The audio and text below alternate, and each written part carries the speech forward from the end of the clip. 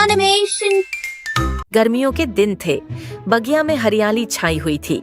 बड़े बड़े पेड़, घनी घास और रंग बिरंगे फूलों से भरी इस बगिया में एक छोटी सी चींटी चिट्टी रहती थी। चिट्टी बहुत मेहनती थी। वह हर दिन खाने की तलाश में निकलती, छोटे छोटे दाने इकट्ठा करती और अपनी बिल में रखती।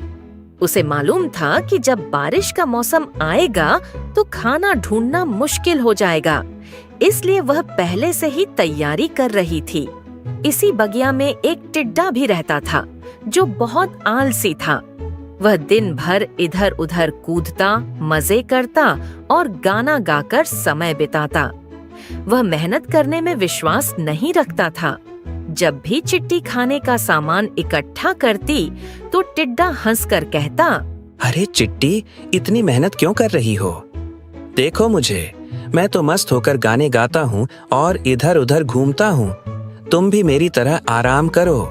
चिट्टी मुस्कुराकर कहती, अभी तो मौसम अच्छा है, लेकिन जब बारिश आएगी तब तुम्हें समझ आएगा कि मेहनत करना कितना जरूरी है।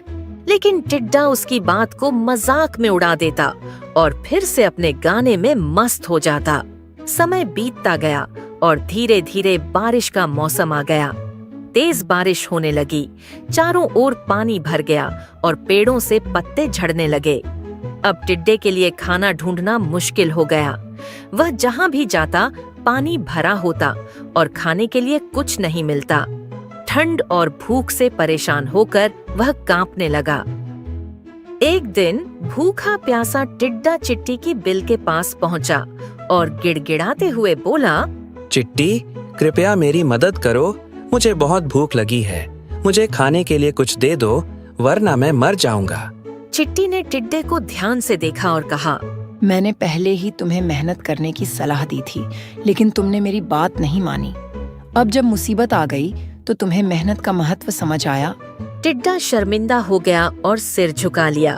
उसने कहा, हाँ चिट्टी, अब मुझे समझ में आ गया कि मेहनत करना कितना जरूरी होता है।